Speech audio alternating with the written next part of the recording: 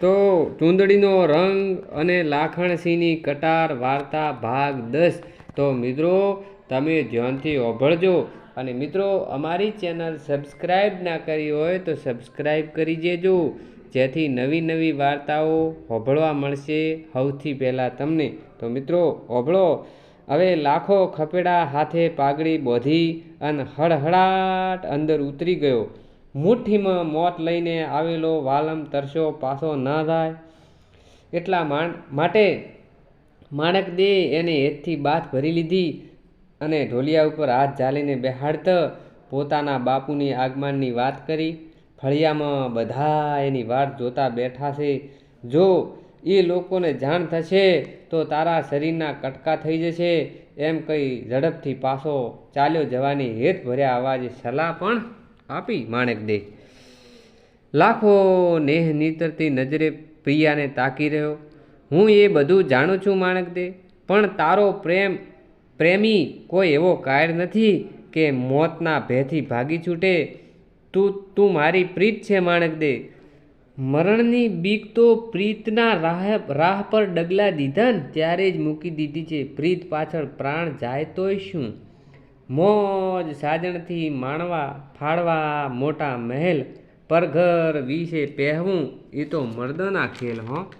હે મારી માણેકદે, પારકી પરણેતર હાથે પ્રીતના પ્યાલા પીવા અને પ્રીતની તરસ છીપાવવા હાથ માળની મેળી ફાડી અને પારકા ઘરમાં પહેવું એ કામ કાયરથી ના થાય। એ માટે તો મરદની સાથે જોઈએ હો। પરાઈ માથે ચૂંદડી એનો રંગ લેવો હિલોળ એ કાયરથી ક્યાંથી બને કોણી કેરો ગોળ। સોભળ માણેકદે, જેણે પારકી ચૂંદડી ઓઢી હોય, જે પારકાની પરણેતર હોય, એની પ્રીત માણવી એ કાયરનું કામ નથી, કારણ કે એ તો કોણીએ સોટેલા ગોળ જેવું છે। એ કામ મળદથી જ થાય હો।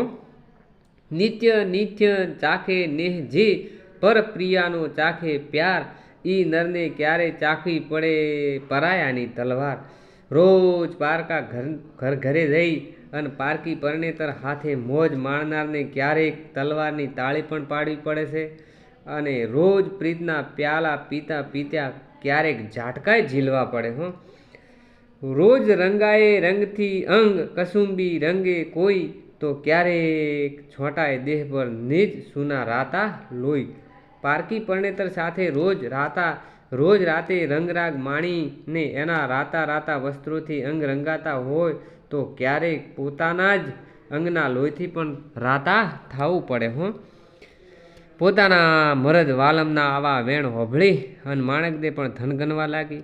ઉદરમાં ભોંકાઈ ગયેલી કટાર કારમી વેદના ઉપજાવતી હતી, ઓંતરડા કપાઈ જતા હતા।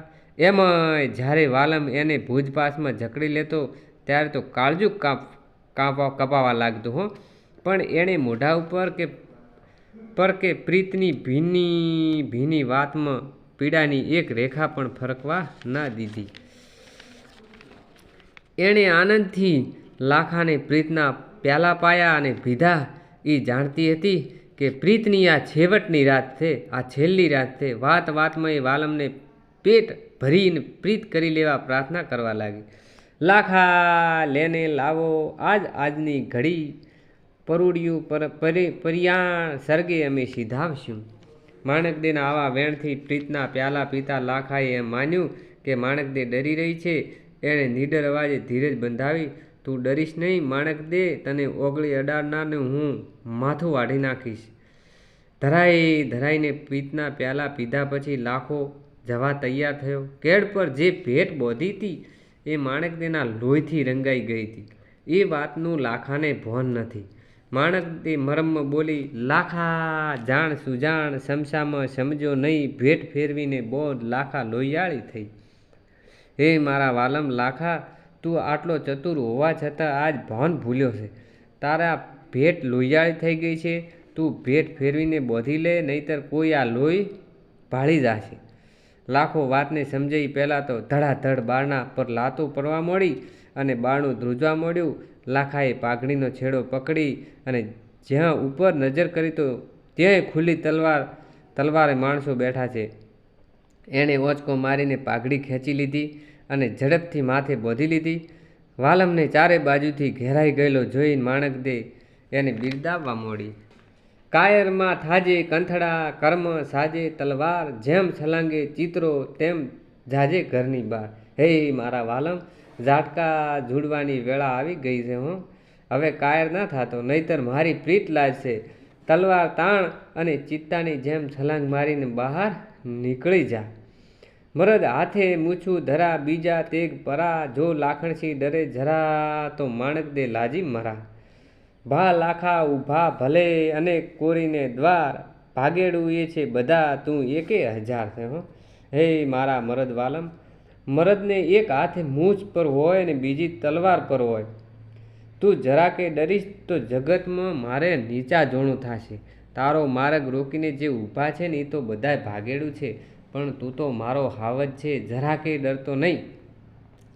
માણેકદેના વેણ હોભળતો જ લાખાને હૂર ચડ્યું. તલવાર ખેંચી બારણું તૂટી ગયા અને સાવજ છલંગ મારે એમ નાગી. તલવાર ફેરવતો લાખો હોહરો નીકળી ગયો. અને ફળિયું વળોટીને બહાર આવ્યો. તે તો એની વફાદાર ઘોડી રાહ જોતી હતી. છલાંગ મારીને સવાર થઈ ગયો અને સૌને પાછળ દોડ્યા આવવાનો પડકાર ફેંકતો એ પલકારામાં તો અલુપ થઈ ગયો. એની પાછળ બુમારણ થયું. કંઈક તો પડકારા પણ કર્યા. દાદ કરો દાખલો, વીરા સળો વાર, જે ઓગણ વિધીને ગયો તેને મારો ઝોપા બાર. જવાબમાં માણેકદે હસતે હસતે કીધું કે હવે તો તમારો બાપ હાથમાં નહીં આવે.